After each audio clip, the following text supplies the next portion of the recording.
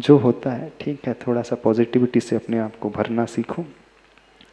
अब इस पर माँ कहती है, मैं क्षमा चाहती हूँ तुमसे, तुम्हारी कामना पूरी नहीं हो सकी हे भोक्ता पुरुष। इससे इस लेखनी का गला भी भर आता है माँ का समर्थन करता हुआ।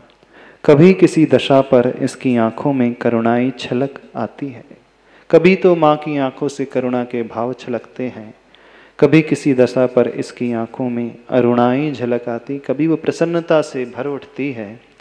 क्या करूं विश्व की विचित्रता पर रोऊं क्या हंसूं। संसार की विचित्रता को जब देखते हैं तो लेखनी कह रही है आचार्य भगवान की इस लेखनी के माध्यम से इस संसार की विचित्रता को देखकर कि इस पर हम रोएं अथवा हंसें। बिलखती इस लेखनी को विश्व लगता तो है, इसे भरसक परखता भी है, ईश्वर पर विश्वास भी रखता है और ईश्वर का इस पर गहरा असर भी है। पर इतनी ही कसर है कि वह असर सर तक ही रहा है, अन्यथा सर के बल पर क्यों चल रहा है आज का मानव। इसके चरण अचल हो चुके हैं माँ, आदिम ब्रह्मा आदिम तीर्थंकर आदिनाथ से प्रदर्शित पथ का आज अभाव नहीं है माँ, परंतु उस पावन पथ पर दूब उग आई है खूब। वर्षा के कारण नहीं चारित्र से दूर रहकर, केवल कथनी में करुणा रस घोल धर्मामृत वर्षा करने वालों की भीड़ के कारण। बिलखती इस लेखनी को विश्व लखता तो है। जो आचार्य भगवान के भाव हैं, आचार्य भगवान की पीड़ा है, जो आज संसार की स्थिति है, उसको देख करके संसार परखता तो है, लखता तो है, उसे देखता तो है, इसे भरसक परखता भी है, ईश्वर पर विश्वास भी रखता है और ईश्वर का इस पर गहरा असर भी है। पर इतनी ही कसर है कि वह असर सर तक ही है, दिमाग तक ही है, वह असर हृदय तक नहीं है, दिल तक नहीं है। आज का व्यक्ति सारा संसार देख रहा है, परख रहा है, ईश्वर की बातें सुनता भी है, धर्म की बातें सुनता भी है, शास्त्रों को सुनता भी है, पढ़ता भी है, ईश्वर पर विश्वास भी करता है और ईश्वर का इस पर गहरा असर भी है। लेकिन कमी कितनी है, वह सिर्फ उसे बुद्धि का विषय बनाता है, हृदय का विषय बनाता नहीं है। उसका असर सिर तक हो रहा है, मतलब सिर दिमाग तक वो बात लेकर के आ रहा है। जो भी वो पढ़ रहा है, जो भी वो सुन रहा है, जो ईश्वर के पास ईश्वर की शिक्षा को ले रहा है, उसे अपने दिमाग का विषय बनाता है, अपने ज्ञान का विषय बनाता है, लेकिन अपने हृदय का विषय, दिल का विषय नहीं बना पाता है, अपने आचरण का विषय नहीं बना पाता है, जीवन में चरितार्थ नहीं कर पाता। आज सुनने वालों की कमी नहीं है, कमी है बिल्कुल भी नहीं, भीड़ की भी कमी नहीं है, बहुत सारे सुनने वाले हैं। बाहर से धर्म करने वालों की भी कमी नहीं है, बाहर से विश्वास करने वालों की भी, उस ईश्वर के ऊपर भगवान को मानने वालों की भी कमी नहीं है, बिल्कुल कमी नहीं, दिखने में आता ही नहीं है। चारों तरफ बहुत भीड़ नजर आती है। कहाँ? मंदिर में भीड़ नजर आती है, धार्मिक फंक्शनों में भीड़ नजर आती है, लेकिन वह सारे की सारी भीड़ जो है उस शिक्षा को अपने दिमाग तक लेकर के आती है, बस सिर तक ही बैठा करके रखती, उसे नीचे लेकर के हृदय तक लेकर के नहीं आती है। वह असर सर तक ही रहा है, अन्यथा सर के बल पर क्यों चल रहा है आज का मानव। आज का जो मनुष्य है, आज का जो बेटा है, आज का जो व्यक्ति है, हर बात को दिमाग के अनुसार करता है, दिल से नहीं करता है, तोल करके करता है, जोड़ घटाना करके करता है, नफा नुकसान देख करके करता है। रिश्ते भी निभाना है तो उसमें क्या फायदा होगा, कितना नुकसान होगा, उसके अनुसार वो रिश्तेदारी निभाता है। ऐसे ही है ना। मुस्कुराना भी है तो देख करके कौन आया, हाँ इसको देख करके फायदा है तो उसको देख करके मुस्कुरा दो, हाँ इसे देख करके रोने में ज़्यादा फायदा है तो थोड़े से आंसू बहा दो, थोड़ा सा मुख की आकृति वैसी कर दो, हाँ यहाँ नुकसान होगा तो इस प्रकार की आकृति बना दो। क्या सर के बल पर क्यों चल रहा है आज का मानव, यानी सारे के सारे वो जो कार्य करता है सिर्फ दिमाग का उपयोग करके, बुद्धि का उपयोग करके और अपने आप को चलाने के लिए, उससे ज्यादा कुछ नहीं। वो भावों की बात नहीं है आज, हाँ सब कुछ जो है तोल मोल की बात है, नहीं, लेन देन की बात है। माता पिता से रिश्ता भी निभाना है, दोस्तों से भी निभाना हो, पति पत्नी में भी निभाना हो, भाई भाई में भी निभाना हो, तो रिश्ते की बात नहीं, सिर्फ पैसे की बात है, सिर्फ दिमाग की बात है, बुद्धि का विषय बना करके वो चल रहा है। आज का मानव, इसके चरण अचल हो चुके हैं माँ, चलने वाले नहीं हैं। आदिम ब्रह्मा आदिम तीर्थंकर आदिनाथ से प्रदर्शित पथ का आज अभाव नहीं है माँ। आदिनाथ भगवान ने जो शिक्षा दी है, जो उपदेश दिया है, वो ही आदिम तीर्थंकर अथवा आदिम ब्रह्मा कहें उन्हें। उनसे जो प्रदर्शित रास्ता है, जो मार्ग उन्होंने दिखाया है, जो मोक्ष मार्ग उन्होंने बतलाया है, उसका अभाव नहीं है माँ, परंतु उस पावन पथ पर दूब आई उग आई है खूब। दूब का अर्थ है घास। जिस रास्ते पर चलना बंद कर दिया जाता है, जिन पगडंडियों के ऊपर से आवागमन रुक जाता है, गाड़ियां आना जाना बंद हो जाती हैं, लोगों की चहल कदम बंद हो जाती है, उन रास्तों में घास उग जाती है। घास इसी कारण नहीं उगती है क्योंकि उसमें चलना फिरना होते रहता है। तो आज उस रास्ते पर, उस मार्ग पर धूप आग उग आई है खूब। वर्षा के कारण नहीं, बहुत बारिश है इस कारण घास नहीं उगी। क्यों उगी है? चारित्र से दूर रहकर केवल कथनी में करुणा रस घोल धर्मामृत वर्षा करने वालों की भीड़ के कारण। किसकी भीड़ के कारण? जो सिर्फ कथनी में उस करुणा रस की बात करते हैं, शब्दों में उस अनुकंपा की बात करते हैं, शब्दों में उस दया और धर्म की बात करते हैं, ऐसे धर्मामृत वर्षा करने वालों की भीड़ के कारण, लेकिन वो चारित्र से दूर रहते हैं। आज पंडितों की कमी नहीं, कमी बिल्कुल भी नहीं, उपदेशकों की कमी नहीं है, पढ़ाने वालों की कमी नहीं है, शिक्षा देने वालों की कमी नहीं है।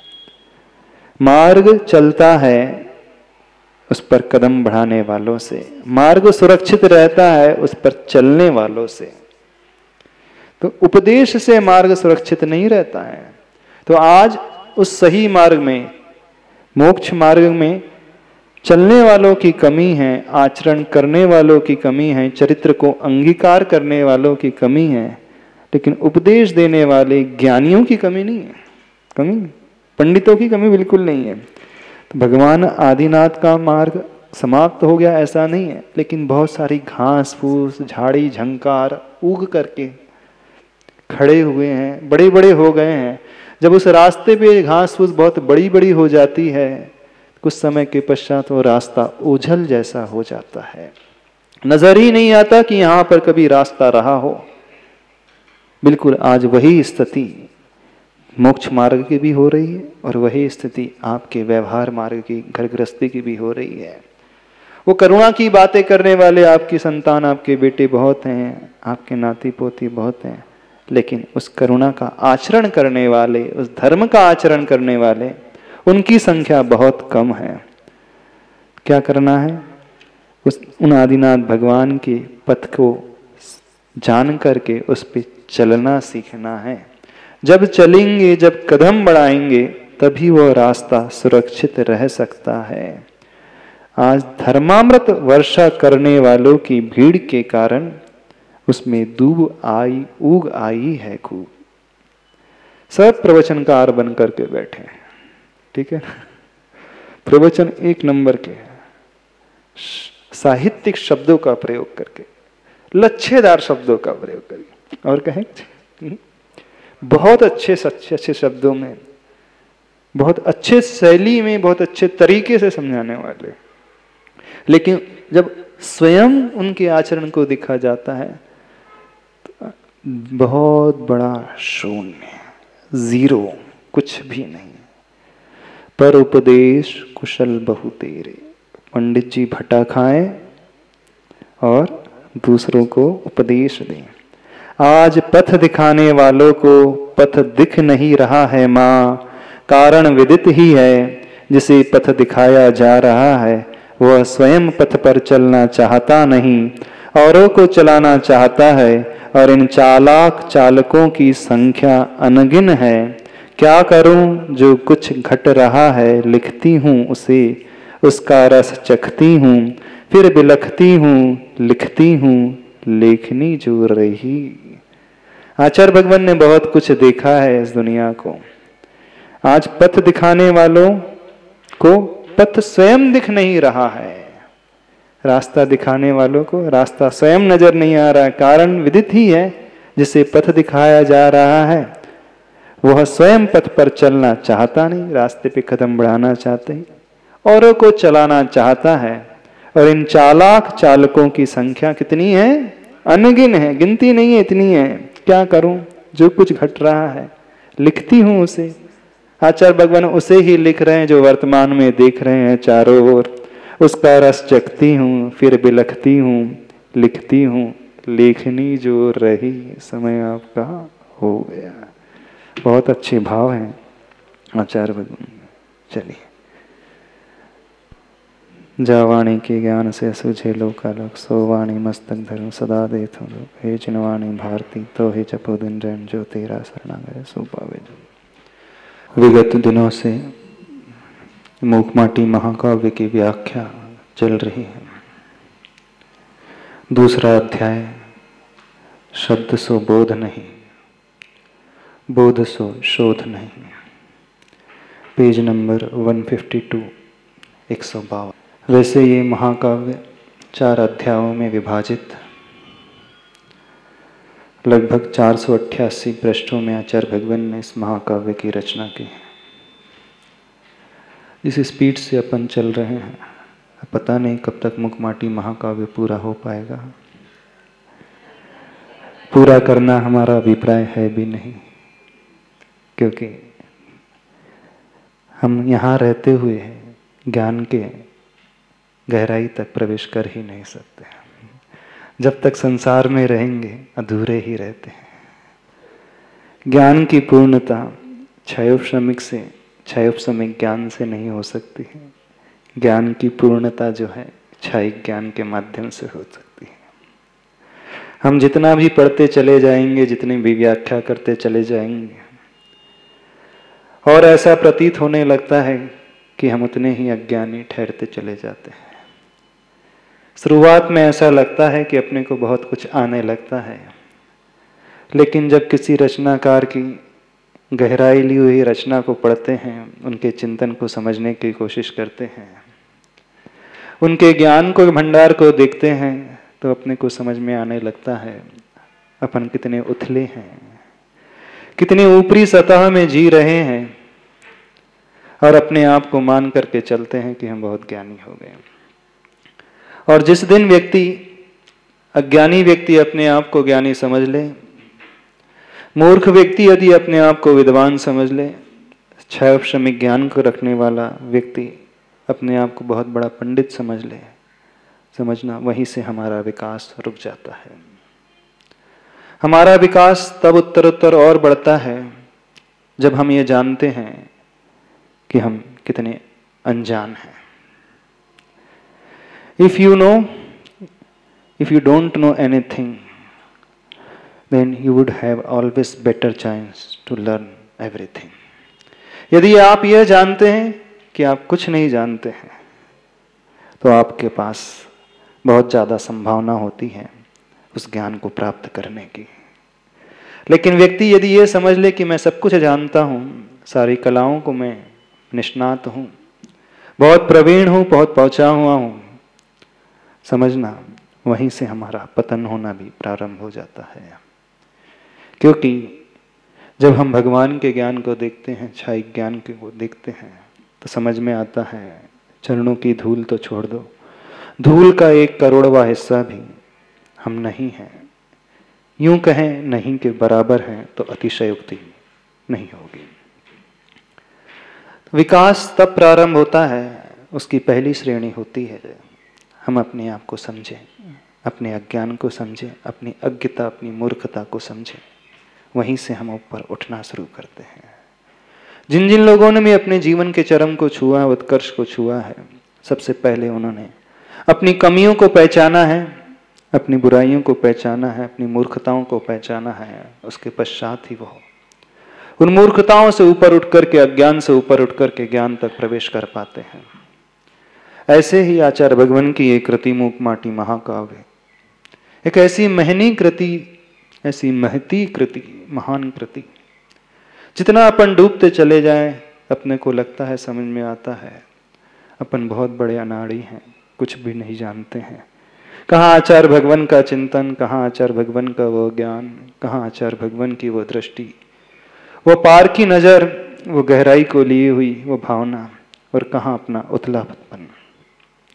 समझ रहे हो अपन सब कितने अज्ञानी हैं, कुछ भी नहीं जानते। और विचित्रता देखो, इस ज्ञान के लव को लेकर के, लव मात्र, क्षण मात्र, अल्प मात्र ज्ञान को लेकर के आज का व्यक्ति कितना अभिमान करता है, कितना मद करते चले जाता है।